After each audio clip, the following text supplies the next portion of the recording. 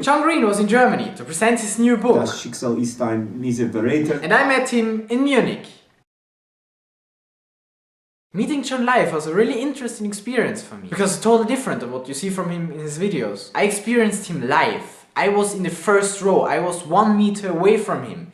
And still it was also surreal. Whenever he was talking, I felt like there was a screen between us. A really good screen with extremely high resolution and a huge angle. So I experienced it as if it was pre-recorded, as if I wasn't really there. Maybe it's because I'm used to seeing John in this little box.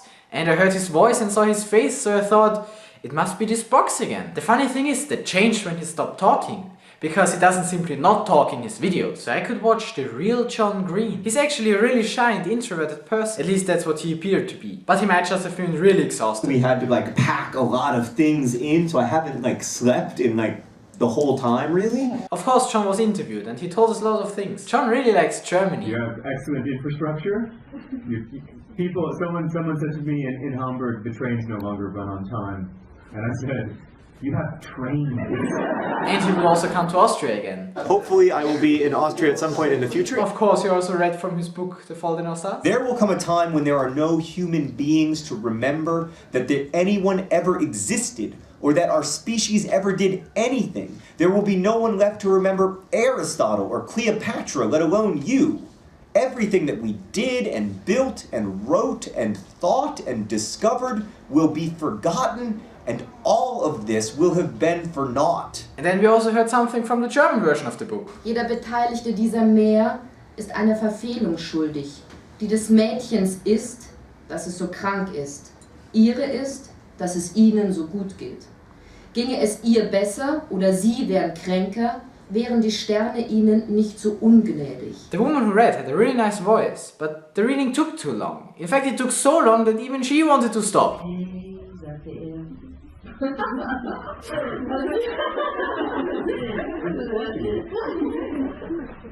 feel stupid sitting next to you and reading out of your book, but okay. She wanted to let John talk again, because after all, that's what we all came for. But then I found out that she didn't only read for us, she also read for John. Same thing with the interviewer, who poorly translated what John said. He didn't really translate it for us. He translated it for John, and John's German is getting better. He really knows some words. Über Leben und über Tod nachdenken hat er buchstäblich, buchstäblich? Ja.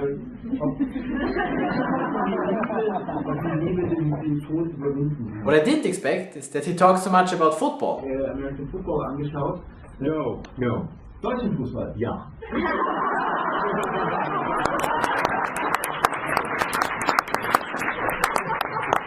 Wow. Yeah. No, well, actually not Deutsche. I mean, some Bundesliga. Your team is not on TV in America. Yeah, sorry. 1860. They're not even on TV here. But yeah, no, mostly English football. In fact, he talked so much about football that he forgot what he wanted to say. What was I talking about? Shakespeare. Yeah, Shakespeare, right. And that, of course, resulted in higher puff levels. So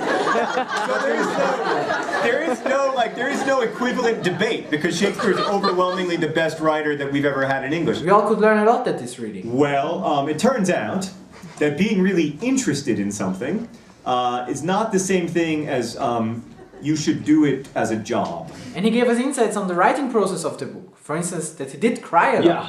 Yeah, a lot.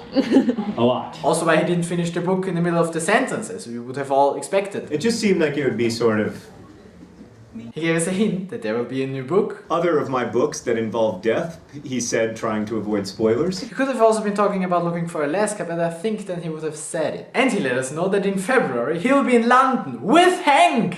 So we can get really excited about that. You should have stayed in London. I'll be there in February, probably with Hank. I so want to go there. After all, I haven't been in London in a long time. We will see. I really hope I can go there. And of course, in the end, we all got our signatures. I also let him sign a copy of Looking for Alaska, because it's my favorite book of him. John, thanks so much for taking your time to come to Germany and for leading this community, which I'm glad to be a part of. It was really nice meeting German nerd fighters, and I hope to see you guys again soon, possibly in February in London. DFTBA. And screen time. Hello! What you can do is check out the actual reading or the questions and answers with John or some of my older videos here and a vlog of the day here.